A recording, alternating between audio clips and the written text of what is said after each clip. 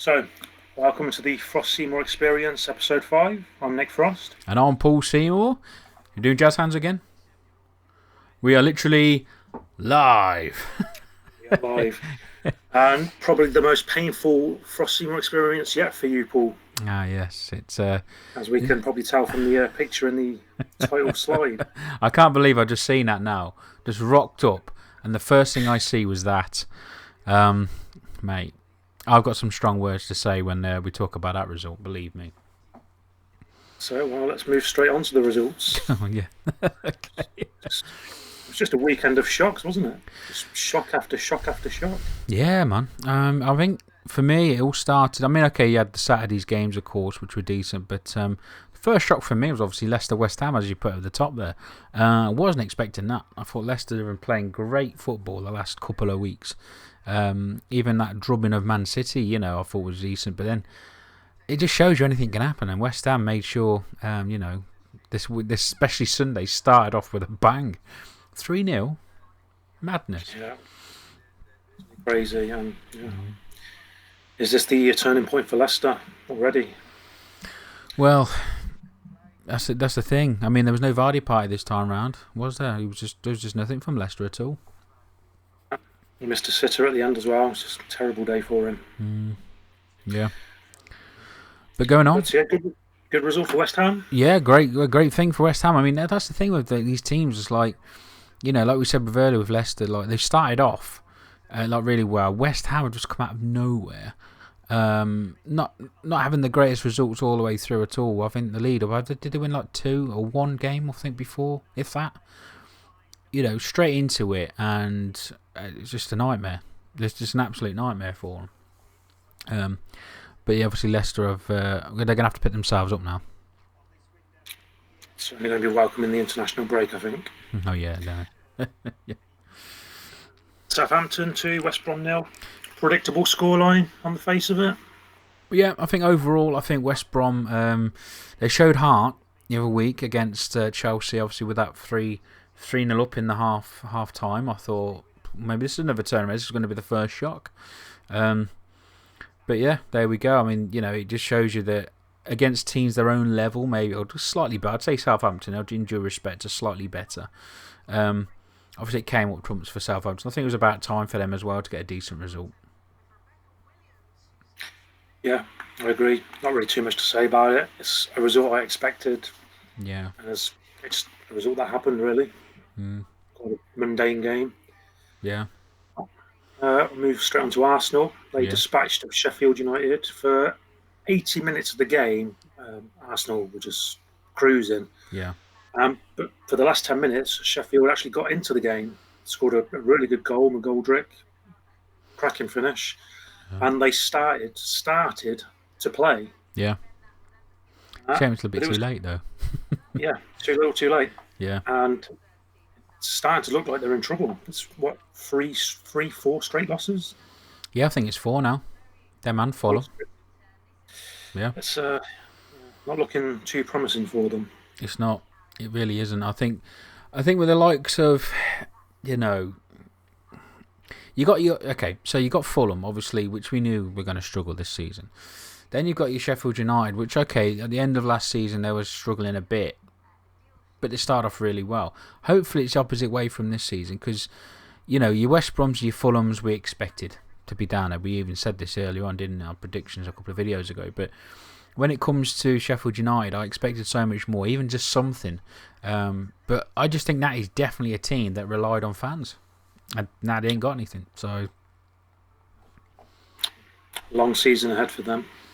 Yeah. You just mentioned Fulham. Wolves 1, Fulham 0. Yeah. I think most people expected Wolves to win that. Probably a little bit more comfortable than it actually was. Most people were expecting. Fulham gave it a go. Yeah. Again, in the end, just not good enough. And they remain rooted to the foot of the Premiership. Yeah. I mean, it's just as well Fulham are losing that badly, because otherwise Sheffield United would be rooted there themselves. But yeah, Fulham are just gonna. I mean, okay, Wolves struggling again, of course.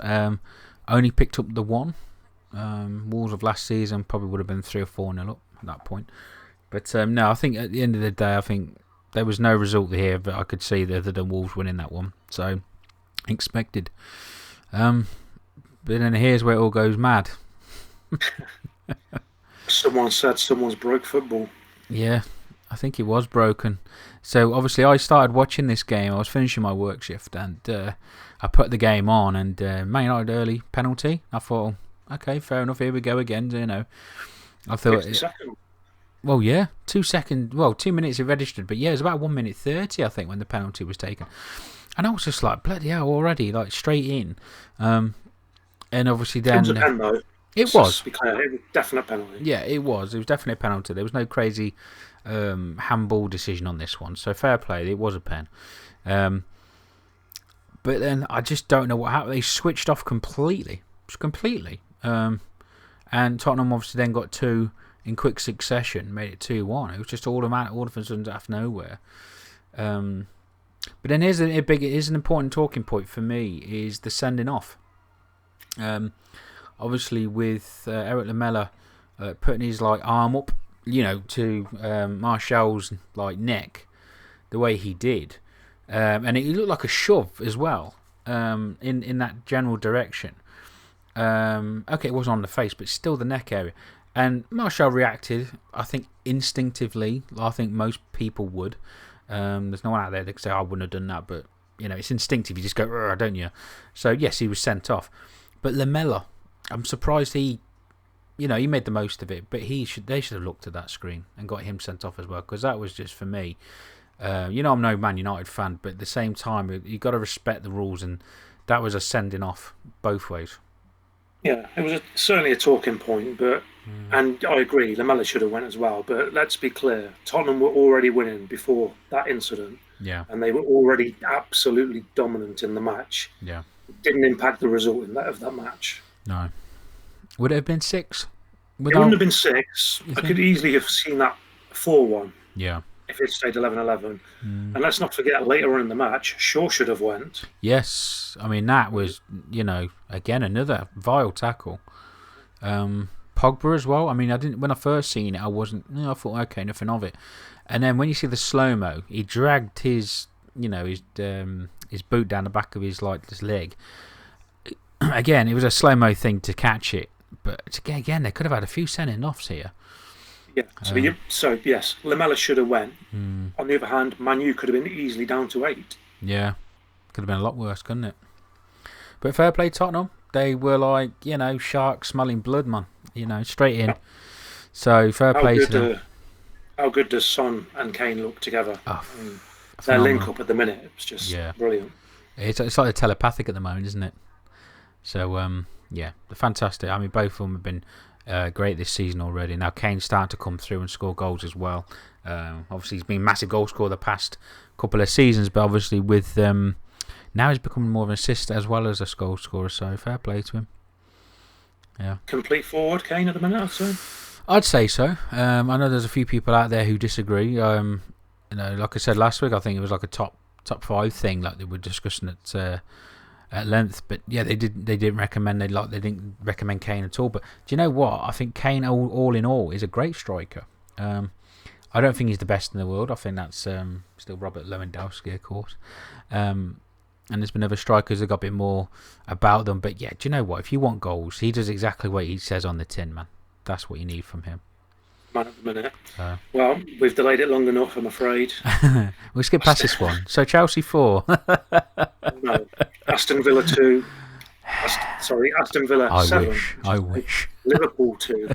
Yeah. I mean, where do you start? Liverpool's biggest loss in 60 years, is it? 1963. Yeah. 63. Since 7. Well, biggest loss since Stoke. So we lost 6-1 at Stoke. Final game of the season, I don't know, about 6-7 years ago. But yeah, the last time we conceded 7 was 1963.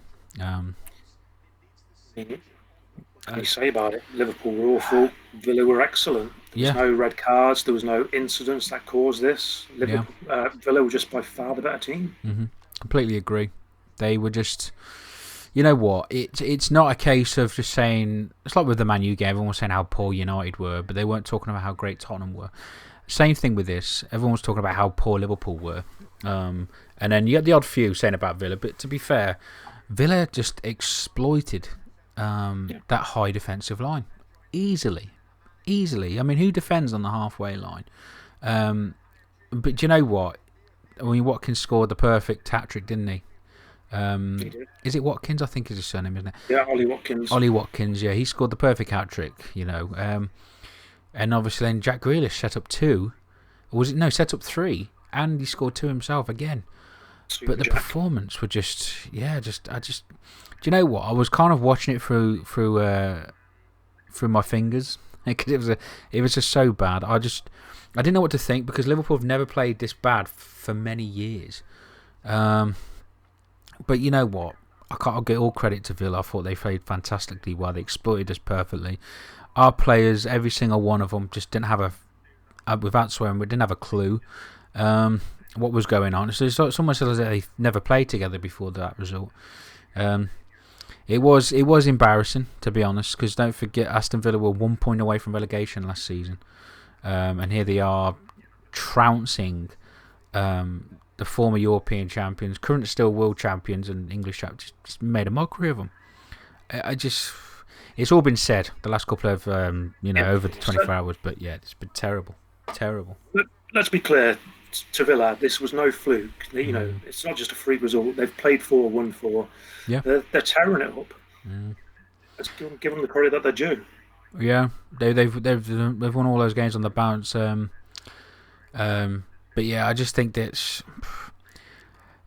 I hope it's just a one-off. I hope we don't get trounced like this again.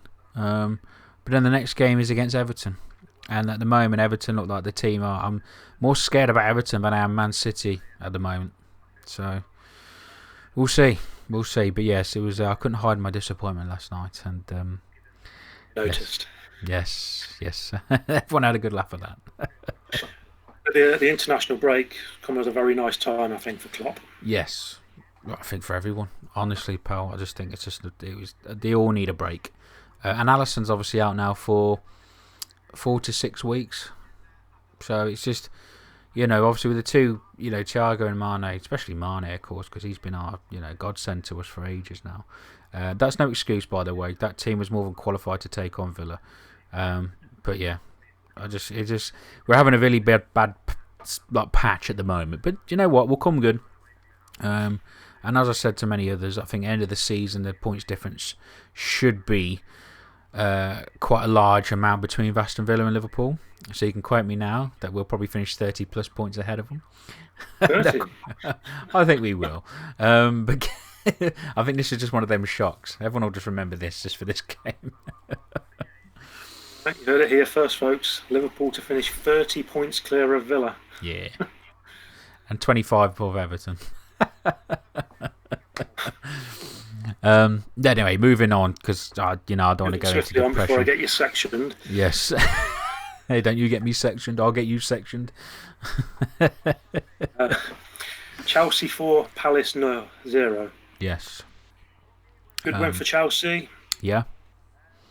Palace I thought would be a tougher opponent, but I did expect Chelsea to win. So yeah, kind of thought it might have been 1-0, 2-0 to Chelsea. Didn't expect 4. And they didn't really play that well either. I think 4-0 probably flattered them. Yeah, I agree. Especially the first half, that 0-0 was just, there was nothing happening, was there, first half? But the second half was just great for Chelsea, But that's what they kind of need. They're slowly. I mean, I don't think they're at their best yet. The game was evident of that, but I just think that, over time, I think that hopefully they shall start building upon that. And every team that's gelling, aren't they? You can tell. Yeah, they're starting to slowly get together now, so we'll see how that goes going forward. But not too many talking points in that one. There was a penalty again, but that one was a definite penalty. Yeah, getting it right. Took Jorginho's little hop and a skip, tucked it away. I know, yeah. Actually, no, there was a talking point, wasn't there? Because there was a second penalty which Tammy Abraham wanted to take, and Azpilicueta just grabbed the ball off him and gave it to Jorginho. Yes. Yeah, I was having a discussion about this with a pal the other day, and they said about, whoever had the penalty against them always used to take the penalties back in the day. And now it seems that it doesn't matter who's tackled, whoever takes the penalty. I mean, obviously that's been going on for years, of course. You always have a dedicated penalty taker. But yeah, they should have given Abraham that opportunity to take the penalty. But I suppose that's just the way cookie crumbles, don't they? You know, they got the dedicated penalty taker, and that's the end of that. So, and now the big one, the current better half of Merseyside, if you will. We're still champions. Let me just point out there. a minor point. A minor point. Yes. Everton 4, Brighton 2. Brighton are no mugs, so that's a damn good result. Yeah. Yeah. Did you see the game? I caught the highlights, but I didn't actually watch the game. Yourself? Yeah, I watched a bit of it. I thought Hammers was fantastic again. Scored obviously 2 goals in this one as well. Brighton, obviously, like you said, have been no slouches, have they? All the way through. I think they've earned their bit of a reputation at the moment, and they deserved it. But Everton were just outclassing them. I think Ancelotti has just really sorted that midfield out because he needed to do something from last season when he pulled that full squad out against like Liverpool's half team in the FA Cup and still got knocked out. You know, I think that midfield needed to be sorted, and now it definitely is. Everton are just on a high at the moment, aren't they? It's the worst time to face them at the moment, I think. I'd say so. But I want to touch on Brighton. We keep saying they're playing well, they're winning all these plaudits, but they're not turning that into results. Yeah. I mean, you can only be unlucky so many times and play well. You've got to get the results on the board. That's right. Yeah, you're spot on. Yeah. They've got to end up. They've got to convert them, haven't they? They've got to keep getting the goals, keep ploughing away, and like you say, just finish the job. But another shock result, sort of really, because I suppose even though Leeds have been playing well, most people would have pegged the Man City win here. But no, Leeds again, spectacular start to life in the Premiership. Yeah, 1-1, and probably deserved to win that game. Yeah, especially that second half. I thought Man City were floundering against Leeds at the second half, but fantastic start for Leeds, and they pulled the draw. Early goal again for Man City, but you know what? The thing is with Leeds, it's a slow burn for them. I think they're starting really well, and they'll make their way up. Still only the one loss, of course. So I think we'll see a lot more from Leeds. It's just a shame a lot of these fans can't see these games, you know, because I think a lot of them would be was just taken back by how the performances are of their teams. It's a real shame for Leeds fans, especially after so long away from the Premiership. Yeah, 100%. Newcastle 3, Burnley 1. A lot of people would have pegged this as a dual goalless draw. I thought you would have done that. Snooze fest, as you call them. Well, you know, my early season call for Burnley to struggle, it's not looking too bad now, is it? Yeah, exactly right, man. I'll tell you what, you're on the money with that. Yeah. I'm telling you, Deutsch, he's going to move on. And Burnley are going to struggle. Definitely. That's the way it's going. Yeah, not looking great for Burnley at the moment. Obviously, Newcastle back on form again with a little brace on their side, I suppose. They had a few after that first win on the first game of the season. They struggled, haven't they? And then now it's like starting to pick up the pace again against teams like Burnley. You expect a result, you know, and they did get what they got. So fair play. I think Newcastle will be a up and down season for them. There'll be a few wins like this. They'll lose a few games that people don't expect them to win, kind of like last season, really. Yeah. 100%. And they'll probably finish comfortable mid-table. Yeah. So let's have a look how those results have affected the league. Indeed. So I'm just having a quick look over here at the transfer deadline. We'll get to that at the end of the video. But it's looking good for other teams, isn't it? Anyway, move on to the league. Sorry. You were saying. So we still only have 2 teams unbeaten now, and they are Everton and Villa. Yes. Yeah. Like you said earlier, you know, the teams that we've got have been just out of nowhere, really, haven't they? I mean, obviously Leicester's still there, of course, but Villa 3 wins out of 3. You know, 11 goals for, 2 against, the best goal difference in that league, especially after that result. Everton 2 wins at home, 2 wins away. Just, especially at home. I mean, they're really starting to make Goodison Park tough to go to. But like I said, with the away results like this season so far have been tremendous. I think it's like 70% like win percentage in away games. Of course, we've got Arsenal topping up that top 4 at the moment. 2 wins at home, obviously 1 away, and a loss to us, of course. And then There's my team floundering in 5th, struggling. You say floundering. Yeah. Just look at where are the Manchester clubs? Can't see Well, them. that's true. Yes, yeah. That's a little pick me up. Right. Not Yes. even one or the other. It's both. Where are they? Yeah. Well, we'll get to that bit in a minute, but yeah. Chelsea 7th, quite low down, really. You'd think for them. Yeah. Again, it's early days. But... Yeah. Like I say, when they start to gel, I think it's all about round 5 onwards. We'll still see what's happening then, of course. Yeah, sorry. I was going to say Leeds in 8th. You know, they'd snap your hand off for that as a final place finish, wouldn't they? Yeah, 100%. Just to stay up in the Premier League, I think, is their main mission this season. And obviously anything after that is a bonus. But they could be this year's new Sheffield United. You know, started off really well. Let's hope they don't fall off towards the end of the season. But mate, honestly, they did 46 games last season. And you know, even the season before, they've been playing 46 games now for the past X amount of seasons. You know, 38 is a lot easier to deal with, but it also makes it quicker. You got to get in there within 38 games as opposed to having the extra 8 to kind of back themselves up after. Yeah, just completing that, Newcastle and West Ham United, of course, propping up the mid-table. So yes, you can go ahead and click the bottom half. Yeah, the bottom half. There we see poor old Fulham propping up the table still. We seem to be saying the same thing every week at this point about them. It doesn't look like it's going to change, does it? No, not at all, mate. Honestly, it looks bad for them. I can't see where they're going to get... I mean, have they scored any goals? I mean... They've scored a couple of goals, but couple. you just can't see where they're going to pick points up from. No. Because even against the fellow strugglers, you wouldn't fancy them. No. I think Sheffield United could actually get their first win against them. Again, but they're another team that just really just off the boil. Chris Wilder, that was his name. So any people watching over time, obviously Chris Wilder. Did you see his interview on Sky? I did. Yeah, I thought that was quite funny. Check it out on YouTube. It'll be on there somewhere. His comments. And obviously then you got Burnley, like you mentioned earlier. No wins again. All 3 bottom 0-0-0. Can't get any worse than that, can you? Really? 3 duck eggs. Obviously 2 Manchester clubs. There they are. We found them. 14th and 16th. I mean, yeah. Who would have predicted that at the start of the season? Mad. After 4 games. Yeah. I think Manchester... Yeah, they've both only played the 3 at the moment, haven't they? So you've got no wins at home at all. And away, of course, they've had that. Manchester United, 16th and -6. Even Man City -1. Like, what? Is it over for the big money spending teams? Is it time now for, the mid-table, possibly bottom half of the teams to now fly up? Well, the money only does so much, doesn't it? Money doesn't guarantee success. Exactly right. That's it. I mean, you've seen over the years, haven't you? They've not...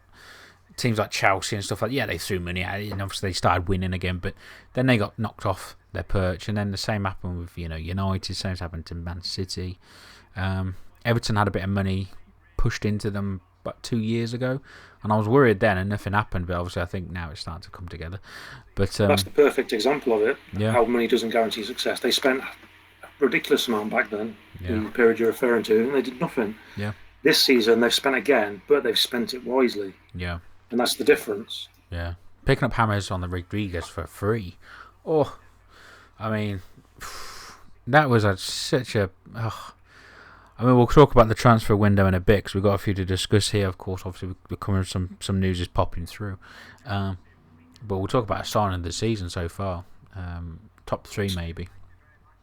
Got to be up there. And then just rounding that out, we've got Southampton, Palace and Wolves, 11th, 12th, 13th. Expect those clubs to be mid-table?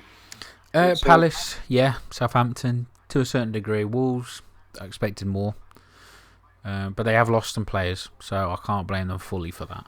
I think, the team they had last year was great, last season. Even the season before they had a great, thing. But now it's just starting to show a little bit of the colours, really, aren't they, Wolves, and just starting to drop. But, yeah, obviously Brighton 15th. They're a good manager, and I'll turn that around. I think so. I do like Nunes. I think he's also, is it Nunes? Nuno? I can't pronounce his name. I think it's Nuno. Yeah, he's a good manager. But just want to point out there real quick, Brighton, like you said earlier, like your comment just hit the nail on the head. They're playing well, but where's the result there? 3 points out of 4 games says it all, doesn't it? Enough. For how they're playing, it's not good enough. Yeah, completely agree. Well, here we go, round 5. 5, of course, there's an international break before these. Yes. Yeah, unnecessary in my opinion. But, they are what they are, I suppose. First game, Saturday afternoon kickoff, or early afternoon kickoff even. Yeah. Everton, Liverpool at Goodison. Can Klopp turn it around in the break he's got? Well, I hope so. I really do, because at the end of the day, it's just he's got to do something. I think if they could turn it around and have a win, I mean, a big win would be great. I mean, just imagine if they turn around and win 3 or 4-0 at Goodison Park. I mean, it's not been done for years. But that would kind of just show how crazy this season would have been. But I just don't think they've got enough in them. They've got to sort themselves out. It's not give Klopp enough time, has it? Really. I think with this international break, all the players are parting. I think we're going to struggle. I think Everton are going to win that one, unfortunately. Yeah, bold prediction from a Liverpool fan. Everton win. Yeah. Chelsea, Southampton. You'd expect a Chelsea win. Yeah. Probably Southampton will give it a go, but Chelsea probably got a bit too much quality. Yeah, I think you're right there, mate. Honestly, I think Southampton have had a few wins now, haven't they? They're back on a little bit, but yeah, like you said, Chelsea's starting to gel. So. Well, Leicester Villa, that's an intriguing match. 2 in the top 4, of course. Yeah. Yeah, after Villa's crazy win the other day, and obviously Leicester dropping to West Ham at home, just perfect time to play each other now. They can have a battle of the Midlands, if you will. Fight for Midlands glory. Yeah. Now, this one's interesting. Newcastle, Man U. Yeah. Normally you'd have Man U as heavy favourites, but, I mean, they've not played well in a single game so far this season. No. And Newcastle just had the nice win over Burnley. Yeah. Yeah. Could be a nice home win there for Newcastle. Could be a tasty one. Unless Ollie does works his magic in the transfer market. Yeah. Yeah. Well, I mean, after the other day, I mean, there's been so much discussion about that, haven't they? They've said about him, needing new players. We'll discuss that in a bit, but it's the way that they're playing at the moment. Newcastle did the double on them last year, didn't they? So, I think they did a double. I know they won at Old Trafford, and Longstaff scored. I can't remember seeing it, but yeah, I just think that I reckon for a draw, that one. Sheffield United, Fulham. You just said moments ago it could be Sheffield's first win, and look, they're playing each other. Yeah. Huge game for both these clubs. Yeah. It could be a chance to kickstart their seasons, really, couldn't it? Really, after 4 or 5 games of struggling. Yeah, I mean, I think that Sheffield United would have enough for Fulham, but you never know. I mean, I think Fulham might just go all out and have a pop. Who knows? It's an all end one, isn't it? Really. So I'd be quite looking forward to seeing those results. To be fair. Probably 0-0. Probably. No, I have to get my one weekly 0-0 prediction in, because 1 week it'll be correct. West Brom at home to Burnley. Again, 2 strugglers at the minute. Mm-hmm. West Brom doing slightly better than Burnley are. Yeah. They've at least had a win this season. I think that West Brom have got something in them. Whereas Burnley, I just don't think have. I think they struggle quite a bit, don't they, at the moment? And like I say, with Sean Dyche, just he needs out. There's no doubt about that. But we'll see if West Brom beat him. He might, if there had been need out, he might be gone anyway. So we'll see. We'll keep an eye on that one. Yeah, well, exactly. With every bad result, his exit gets closer. Yeah. Now we've got what was traditionally a top 4 game in previous years, but of course Arsenal, they've been out of the top 4 for a few years now, and Man City, well, they're currently 14th. Yeah. Still a big game though, of course. It's Man City Arsenal. It's Saturday night football, 5:30 kickoff. Big game. I think it still there's a big game vibe. it's hard to predict again. I think Arsenal, when they turn it on, they can be grand. But but Man City, I think, will have too much for them. But of course, obviously, Gunnosaurus was a big deal this week. Just today, the fact they've got rid of Gunnosaurus, I mean, he wouldn't have been there anyway because he was at Man City. But man, Arsenal, you need to sort your priorities out, man. Team morale is going to plummet after that. Oh, it's downhill. It's all downhill from here. But it should be a good game. I reckon score draw. Yeah, I think so. And then we've got on Sunday Palace at home to Brighton. Probably not going to be the most exciting of spectacles. No, I think very, very level at the moment. I think there's a little bit difference in the league. Of course, Palace have had some decent wins, but this is a chance for Brighton to really have a go at Palace now. They've been wounded, and Brighton can then turn, like you said earlier, those great performances into wins for a change. This is the kind of game they have to do it in. Definitely. Spurs West Ham Sunday afternoon kickoff. Spurs at home. Yeah. Spurs, they had a bad start in the first game against Everton, but since then they've been rolling. They were wrongly denied a win last week with the dodgy VAR. I think everyone and his dog can see that. Yeah. But apart from that, they massive win yesterday. They look good. Kane looks good. Son looks good. Yeah. And the right back they've got from Madrid, he looks good. Yeah. Had his debut yesterday, played well. And they've still got Bale to come in. Yeah, of course, yeah. Forgot about Bale. Yeah, I think obviously Spurs had an amazing result themselves, just as good as Villa in many respects. But West Ham, of course, obviously a 3-0 win at Leicester. They managed to batter Leicester on their own ground. So again, West Ham are going to come in with a bit of confidence. They're going to think, we'll give these big teams a go. They did it with Leicester. Let's see what they do with Spurs. Yeah, but Spurs looking good. They are looking good.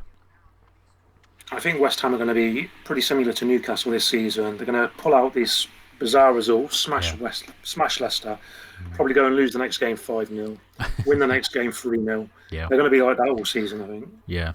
I can't see past that ideology, to be honest. Definitely. And then Monday Night Football is back. Leeds Wolves. Yes. Should be a good game. I agree. I think Leeds are obviously they're one of those teams at the moment. We've both been impressed by them, to be fair. I think they were unlucky the first game, of course, against Liverpool, but I think they've been playing really well ever since to hold Man City to a draw the way they did. Like you said, could have gone on to win it. Wolves are just, again, they're struggling at the moment. They did win, of course, last week, but again, they're not the Wolves from last season. I think Leeds could do damage to them here. I agree. Good chance for 3 points for Leeds here. Big time, yeah. Quick look at the current top scorers. Yes. There's your boy, Sonny. Yeah, Son. Top the charts. Indeed. He's currently there with 6. The reason he's ahead of Calvert-Lewin, who's also got 6, is because Son has got 1 assist to his name. Ah, okay. That's cool. Yeah. Son, fantastic. Played really well the other day against United. Been racking up the goals, and again, him and Kane at the moment have been, banging on back and forth. Just did Kane down there with 3 goals and 6 assists. Fantastic. But also, let's have a massive mention here for Calvert-Lewin. I mean, where's he come from? I mean, he's been around for ages, we know, but where is this guy been? It's just amazing what he's done. Just shows you, isn't it? It's the Ancelotti effect. It is, yeah. He's absolutely tearing it up. I've seen, I think, a bit far-fetched comments of people saying he should be replacing Kane in the England team. I mean, I'm not going to go that far, but he should definitely be in the England squad. Yeah. Yeah, 100%. I've got Salah and Vardy. Salah obviously got a couple the other day. In that downpour of goals from Villa, managed to pull 2 out of the bag. Vardy, of course, up there again. No goals this week, but his quality striker he always come good.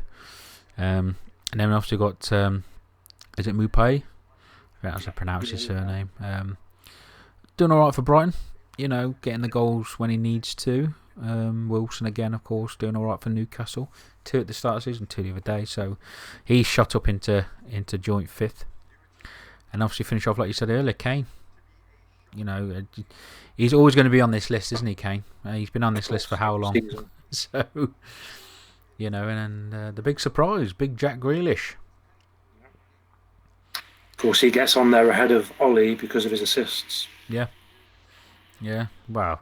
Like I say, Watkins has another break again. He's right up there with Son, isn't he? So it just shows you anything can happen. Anything can happen. It's been an exciting season. I've been enjoying it, except for the other night. I've been actually enjoyed this season so far. It's been a great season so far. Yeah. No doubt about it. And of course, today it's transfer deadline day. It is indeed. Yeah, we've just had it end. It's 4 minutes past 11 UK time here. Big signings. We've just seen, I suppose it would have been better signing 10 years though, with Cavani going to Manchester United.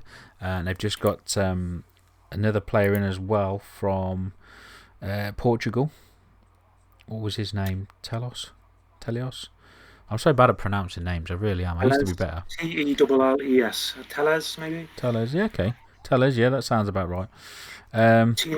Teenage winger from Atlanta. Is a winger really a winger and Cavani? Is that really what they needed, though? They're shipping goals. I mean, yeah. I would have thought a centre-back is what they needed.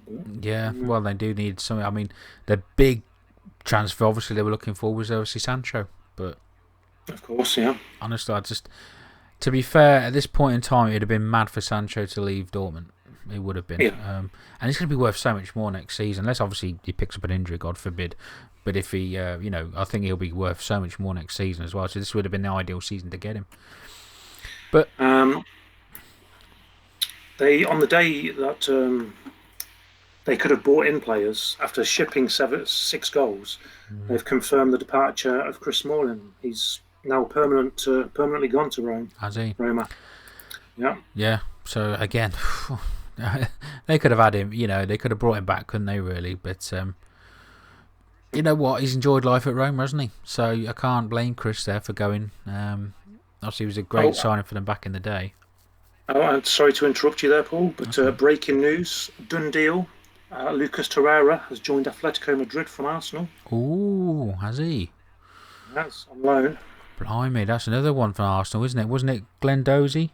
He's just gone on loan as well, hasn't he, from Arsenal? So Arsenal are dropping a few players out. They have brought in, of course, Thomas Partey from Atletico Madrid. Yeah. So maybe it was part of the same deal. Who knows? Maybe a handshake agreement. One's gone one way, one's gone the other. Yeah, I think so. I think Arsenal have got. They've had a few decent signs already this season. Obviously, the big one. The big one for them was obviously Aubameyang signing on again. I think he was essential for them, wasn't he? He's been their best striker since Henry, if I'm honest. So he definitely that was best news for them.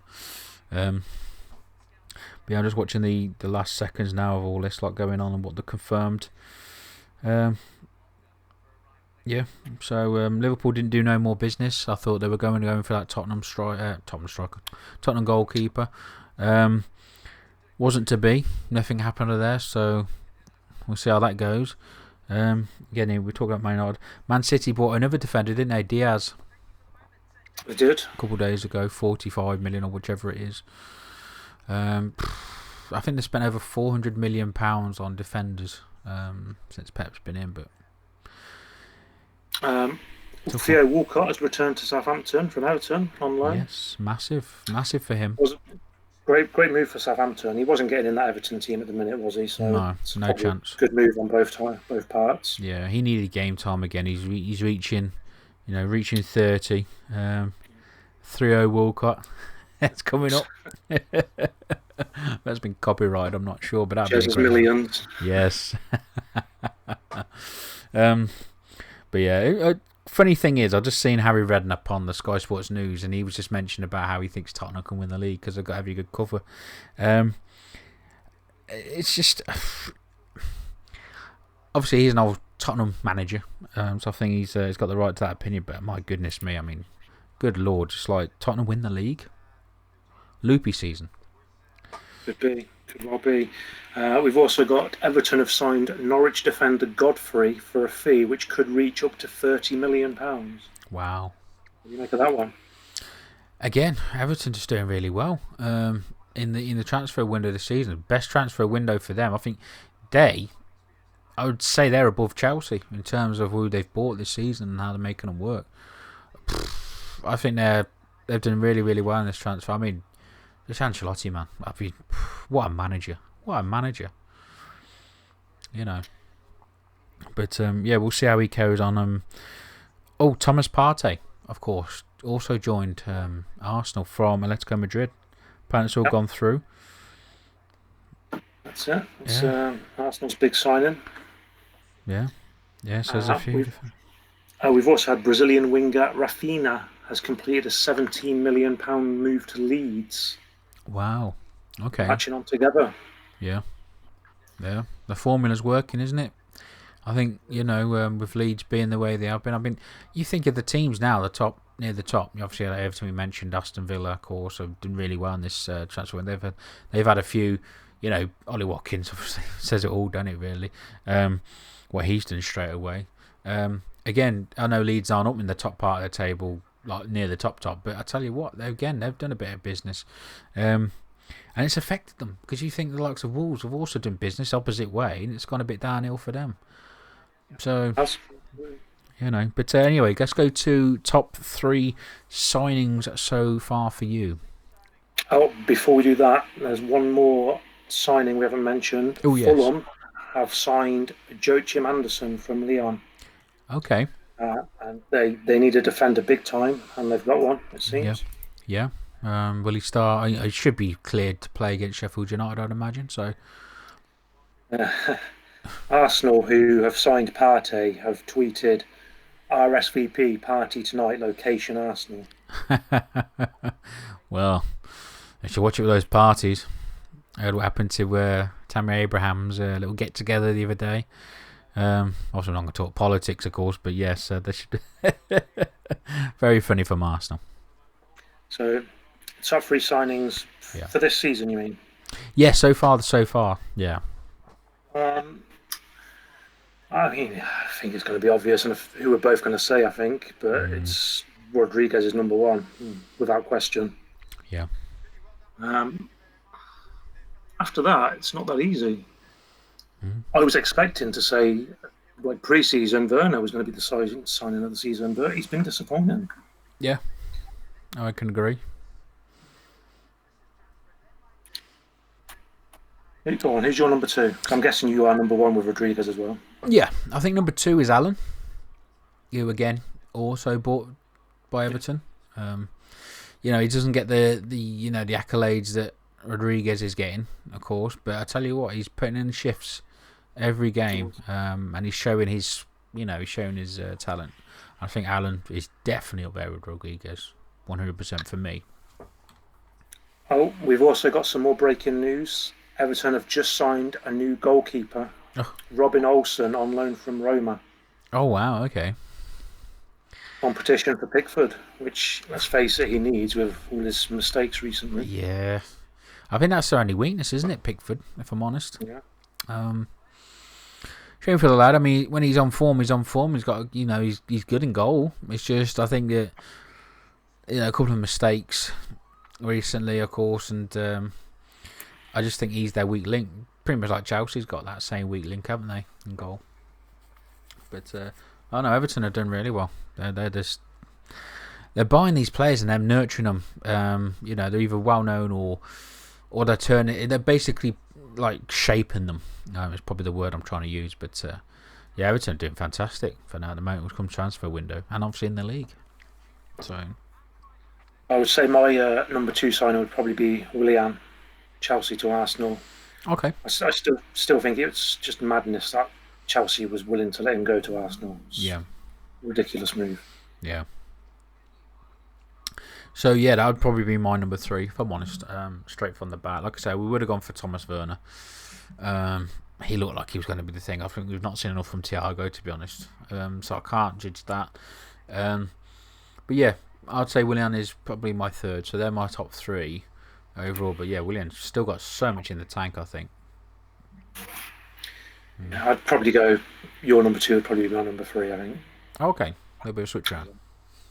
That's probably the easy choices, but they're the obvious choices just because Everton are doing so well, aren't they? Yeah, I think they're showing at the moment. They're showing they're their mettle, which is good for them. Yeah, it's not been a bad transfer. Like a couple of months, and obviously with the league being the way it is as well, I think this season is going to be well open. I've just noticed West Ham have released Jack Wilshere. I mean, yeah, it's been some fall from grace for him, hasn't it? It was the next big thing, and just injuries have just destroyed his career. It's a shame. It's a big shame. Do you know what I thought?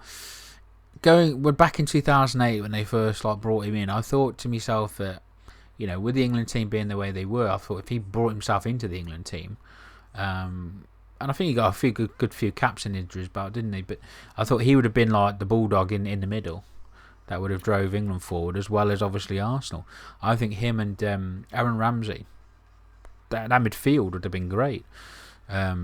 But obviously time moves on, doesn't it? And I suppose he just fell from, like he said, still has one of the best goals I've seen in the Premiership. That passing goal. So it's a shame for him. Let's hope a club can pick him up, because he's a free agent now, isn't he? He is, yeah. I'm sure someone will pick him up, but we'll see. Yeah. We will see. Rightio. So that obviously concludes our episode 5. Disastrous weekend for me. And obviously a quick chat about Blackburn. How did they get on this weekend? We got my favourite scoreline. We had a goalless draw. Who was that again? Every week. Yeah, it was Cardiff. Cardiff, okay. Yeah. It's 3 clean sheets in a row for us. That's it. That's all that matters, man. I tell you, a good defence is, often sets up a great offence. So, yeah. Well, we won our 2 previous games by 3-0 and 4-0, so we kind of got used to winning by big scores. So we weren't very happy about this one. Yeah, I can imagine it being a bit of a downside. But again, they can have a clean sheet. Yeah, that's really it wasn't important. 7, so. Well, no, flipping out. I know. What? 2 more weeks I've got to wait now before I can live this down.